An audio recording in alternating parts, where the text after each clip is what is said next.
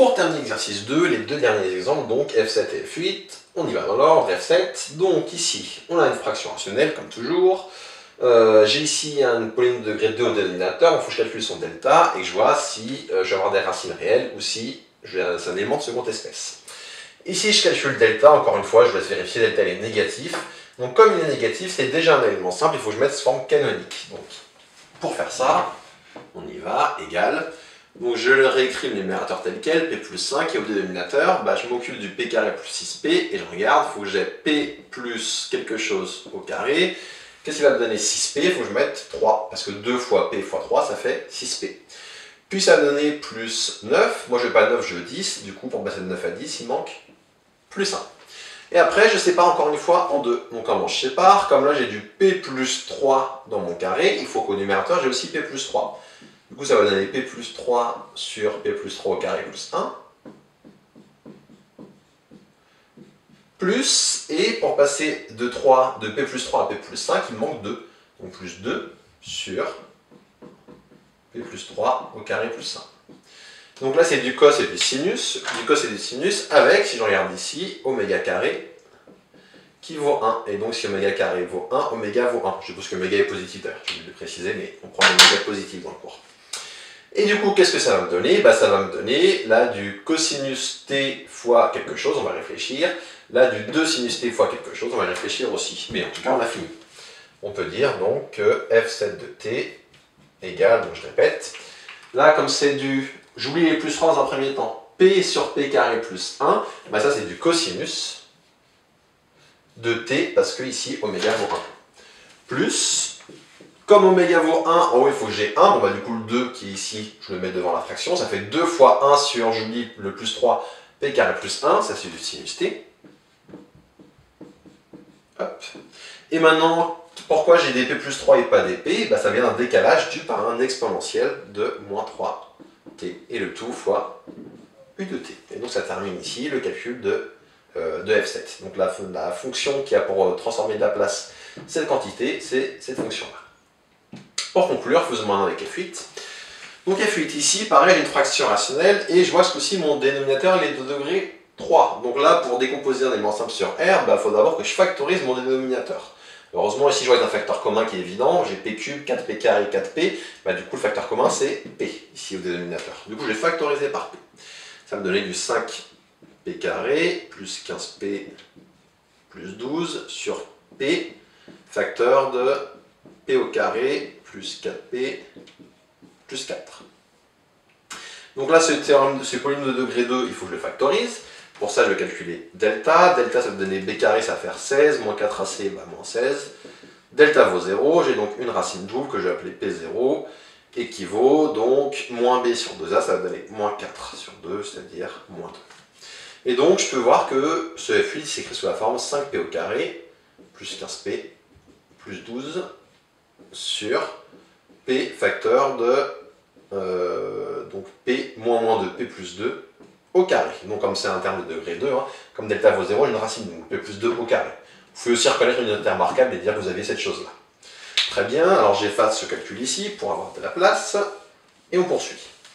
Donc une fois qu'on a là, comment je pourrais écrire f8? Je peux dire que donc, la décomposition d'un élément simple de f8, elle vaut, donc j'ai P qui est un pôle d'ordre 1, donc il va me fournir un seul terme, enfin 0 est un pôle d'ordre 1 qui vient de P, qui va me fournir un seul terme, qui va être du A sur P.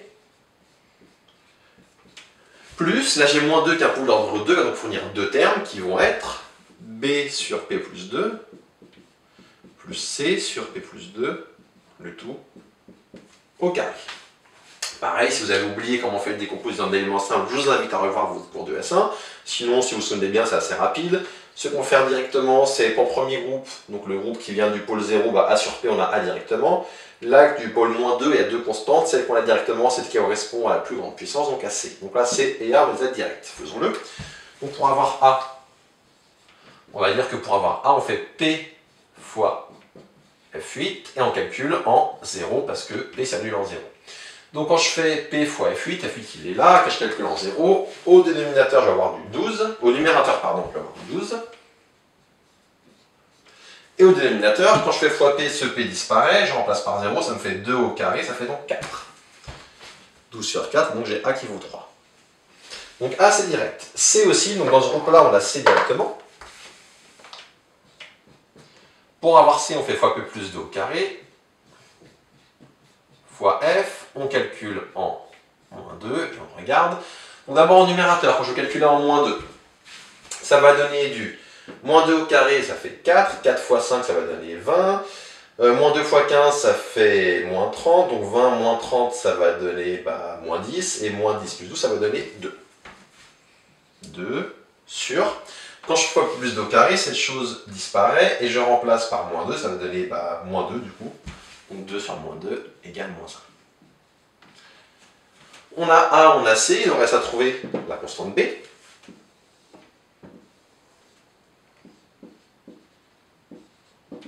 Pour B, on a deux choix. Premièrement, c'est celui qu'on va faire, que je vais vous faire. Je fais fois P, et je fais tendre vers l'infini ici et ici. D'accord? Ça me donnera une limite, ça me permettra de trouver B directement. Autre méthode, si vous n'aimez pas ça, qui est la plus rapide, mais que des fois vous n'aimez pas, vous pouvez remplacer P par n'importe quelle valeur, sauf 0, sauf moins 2. Tant qu'à faire, prenez la plus simple, remplacez P par 1. Enfin, le plus simple c'est 0, mais on ne peut pas. Remplacez P par 1 là-dedans, et pareil, ça vous donnera la valeur de B direct. Mais bon. Pour B, on va aller plus vite. Alors, j'ai pas trop de place, donc si ça va un peu trop vite, je vous invite à revoir vos feuilles du semestre 1 sur les décompositions d'éléments simples, mais je vous rappelle à l'oral comment ça marche. Quand je vais faire P, alors je vais quand même écrire ça, sinon ça va être compliqué, je fais P fois F8 et je fais tendre P vers plus l'infini. Je le fais d'abord avec cette expression. Donc quand je fais P fois F8, ça va donner du AP sur P, ça va donner A. Plus, je vais avoir du BP sur P plus 2 en plus l'infini, ça va donner du, je regarde que les termes de plus haut degré, BP sur P, donc B. Donc du coup, plus B. Plus, je vais avoir du CP sur P plus 2, le tout au carré. En plus l'infini, je prends que les termes de plus haut degré, donc je fais P sur P au carré. Ça fait 1 sur P, ça tend vers 0. Donc il me reste juste plus 0. C'est l'avantage de cette limite, de cette méthode, c'est pour ça qu'elle est rapide, parce qu'elle fait disparaître beaucoup de termes. Avec 3, mais ça fait disparaître. Et je fais la même chose avec ce coup-ci.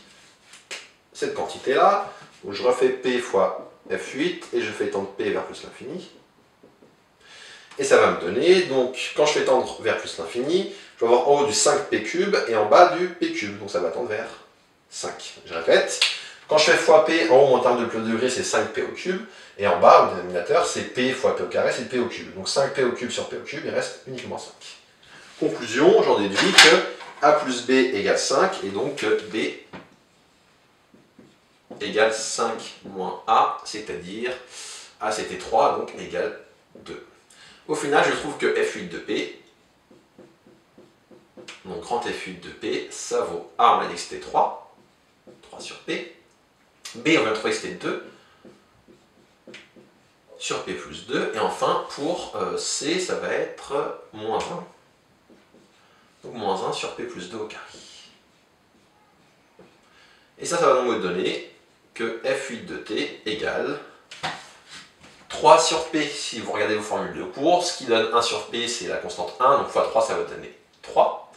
Plus 2, P plus 2, ça c'est exponentielle de moins 2T. Exponentielle de moins 2T. Moins 1 sur P plus 2 au carré. J'oublie d'abord le plus 2, moins 1 sur P carré, ça ferait du moins T. Et comme j'ai un P plus 2 au lieu d'avoir P, j'ai le décalage qui vient de l'exponentielle moins 2T. Et tout ça, comme d'habitude, fois U de T. Hop. Et ça termine ici cet exercice. Donc pour récapituler, quand vous devez revenir en arrière, ce que je veux dire par là, si vous avez une fraction rationnelle et vous posez la question quelle fonction donne ça quand je calcule la transformée de la place, vous devez décomposer un élément simple. Et quand c'est déjà un élément simple, c'est que soit ça va être direct, soit qu'il faut faire ce genre de choses quand delta est négatif. Donc en gros, c'est comme ça. On peut avoir d'autres cas plus compliqués, mais les cas plus compliqués, on les traitera pas. Donc ça termine cet exercice.